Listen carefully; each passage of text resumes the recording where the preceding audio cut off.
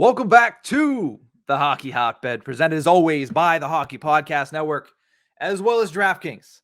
Make sure you use promo code THPN when you visit the DraftKings Sportsbook app for great odds and opportunities. I believe right now we're doing an NFL special where if you bet on one team and they score a single freaking point, you get $100 in free bets. I mean, how can you beat that? Again, promo code THPN at sign up at the DraftKings Sportsbook app. But let's finish off this show talking about the grade 8.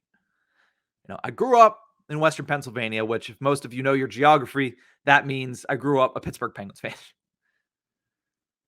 Grew up not liking Alex Ovechkin and the Washington Capitals very much, but I have outgrown that a little bit. I still get a little sickened when the Penguins lose to the Capitals. I still have that visceral reaction, but you know what? Now that I cover the whole league, and now that I've kind of grown a little bit, I lose a little bit of my hatred for certain things. I don't mind Tom Brady as much as a Steelers fan.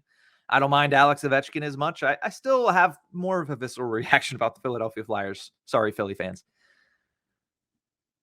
But I always said, you got to give credit where credit is due, and you got to give credit to Alex Ovechkin. He's chasing down Wayne Gretzky. He's making strides, and coming into this year, we said, you know what? He might do it. Now I'm saying he will do it. I think I said it last year, but I'm definitely saying it this year. He's going to pass Wayne Gretzky. It's not a matter of if, it's a matter of when. And you want to know why I'm so confident? Because the guy has 19 goals already on the season. Not only does he have 19 goals, and we've talked about that. I mean, the guy, he's already passed Marcel Dion and Brett Hall to become the fourth highest scoring player in the history of the NHL, goals-wise. So think about that. We're a quarter of the way through the season. He's passed two Hall of Famers in Marcel Dion and Brett Hall. Just, hi-bye. We're done. We're done here. Get out of my way. Now he's chasing down Jaromir Jagr. It's going to be easy. This is child's play for him. He's going to pass three of the greatest goal scorers of all time in one season easily. He's making child's play of this season right now. I mean, he is absolutely stunning, the amount of goals that he is scoring. 19 on the year right now. But that's not the story that I wanted to talk about. That's not the Alex Ovechkin portion that I want to talk about. Yeah, he's scoring goals at a commensurate rate at an advanced age. Sure. But you know what? We expected Alex Ovechkin to be a 30-goal scorer, probably tickle the 40-goal mark. He might get 50 now. We're at a quarter of the part through the season, so he's on pace for, 80. Something like that, close to 80, 70 goals, 80 goals. Yeah, he's going to slow down. Everybody's going to slow down. Leon Draisaitl is not going to finish with 160 points. And that's actually interesting that I mentioned him, because that's why I wanted to talk so much about Alex Ovechkin today. I said on an episode a couple weeks ago, ignorantly, I might add. I mean, to be fair, it was prior to the week that Alex Ovechkin had last week. But I feel ignorant that I said the Art Ross Trophy is out of reach for anybody not named Leon Draisaitl or Connor McDavid. I said that. And I believe for the most part, it's out of reach for 98% of the NHL. I mean, it's those two. But it's also Alex Ovechkin. He is right there when it comes to point scoring, not just goal scoring, but point scoring. We're looking at a year that, as of right now, Alex Ovechkin is in the race for the Art Ross. He's in the race for the Rocket Richard. And genuinely, if he continues this pace, I like what Leon Draisaitl and Connor McDavid are doing, but there's no way you don't give Alex Ovechkin the Hart Trophy. If you're at the quarter mark, you're saying, who's the Hart Trophy winner? It's Alex Ovechkin. It really is. You look at the injuries that the Washington Capitals have faced. I mean, they haven't even had Nicholas Backstrom for a single game. One of their historically best players in their franchise. And, not to mention, Alex Ovechkin center. And, they just don't have him.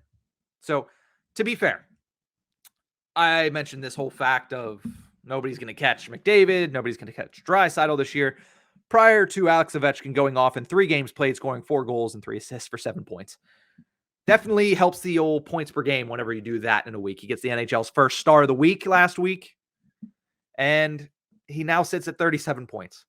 More than Connor McDavid. 3 behind Leon Draisaitl.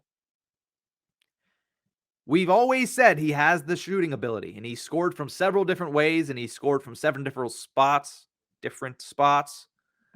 Again, English is very difficult early in the morning. But the one thing that he's been doing, that he started to do a little bit more of, but he's never done at this pace, is dish the puck. It seems like when Nicklas Backstrom was like, hey, I'm going to miss the beginning of the season, Alex Ovechkin's like, oh, that's fine. I've been able to do what you do all my career. I've just chose not to.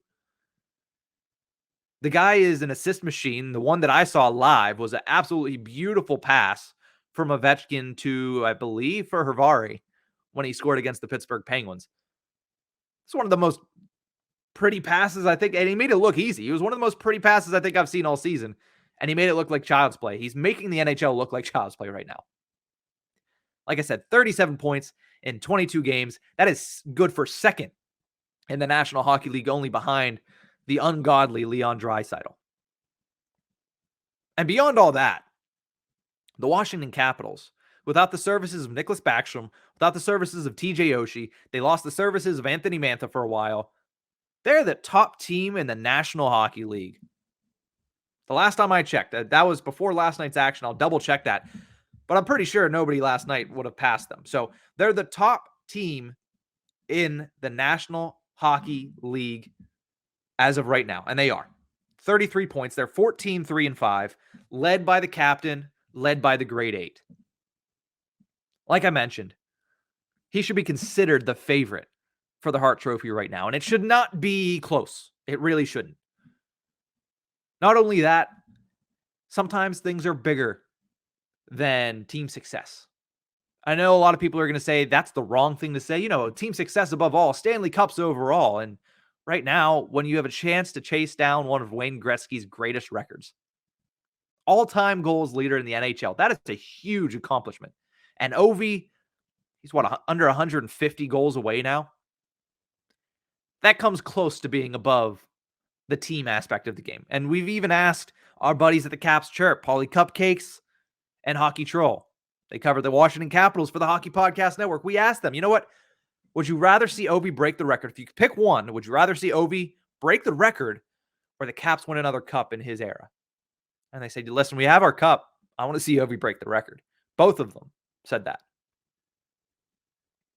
So clearly, not only are we keeping track of his Hart Trophy bid right now, which he should be the favorite, we're keeping track of the President's Trophy race, which right now they are leading. We're keeping track of the Art Ross Trophy race, which he is 3 points off of the back of Leon Draisaitl.